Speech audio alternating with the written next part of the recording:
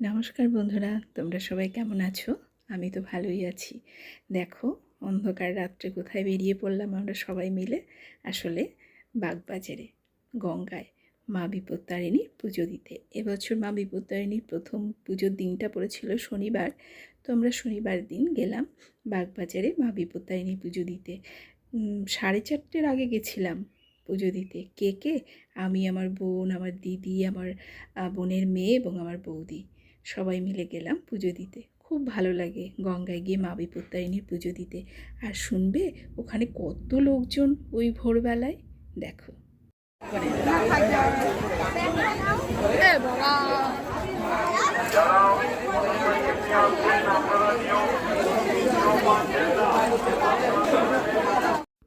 দেখলে তো বন্ধুরা, পুলিশে কিন্তু অনর্গল মাইকিং করেই চলেছিল যাতে মা বোনেরা গঙ্গার ঘাটে গিয়ে অযথা ভিড় না জমায় এবং ভালোভাবে সুস্থভাবে যেন স্নান করতে পারে। তো যাই হোক, এখানে দেখো এই যে ভিড়ের মধ্যে এখানেই আমরা জড়ো হয়েছি। আমি আমার বোন স্নান করে গেছিলাম, আমার বৌদি স্নান করে গেছিলাম, আর বাকি ছিল আমার বোনের মেয়েটা এবং আমার এক মাসির বৌমারা। ওরা কিন্তু স্নান করেছিল ওখানে গিয়ে। যাই হোক, ওদের জন্য আমাদের বেশ খানিকটা দেরি হলো, সেটা তো মেনে নিতেই হবে।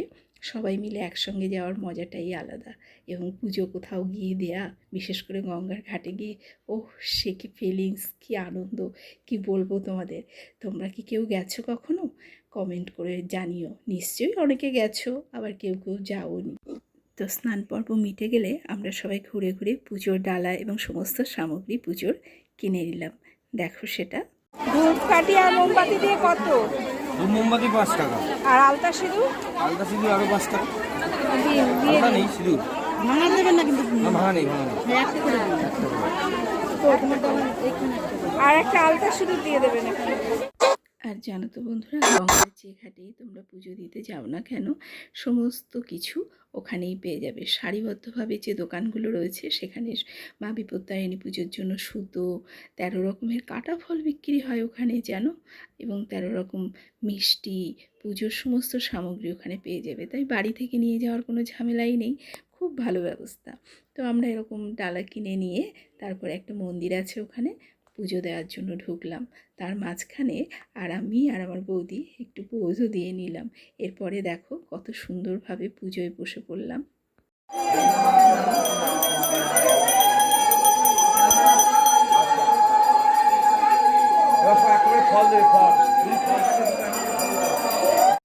হয়তো তোমরা ভাবতে পারো যে অত লোকের মাঝে ভালো পুজো হয়।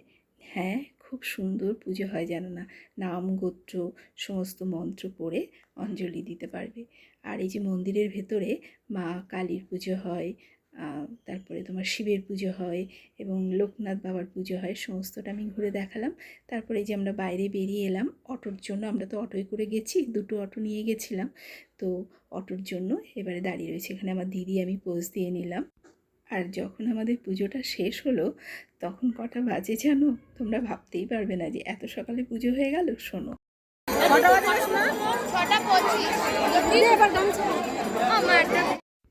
তো এরপর আমরা ওখান থেকে একে একে সবাই মিলে একসাথে বেরিয়ে এলাম। এরপর অটোয় ওঠার পালা। আর আমার এই ভিডিওটা আজকে কেমন লাগলো তোমাদের অবশ্যই আমাকে কমেন্ট করে জানিও কিন্তু। আর যদি ভালো লেগে থাকে আমার চ্যানেলটাকে অবশ্যই লাইক এবং শেয়ার করো এবং সাবস্ক্রাইব করো। টাটা।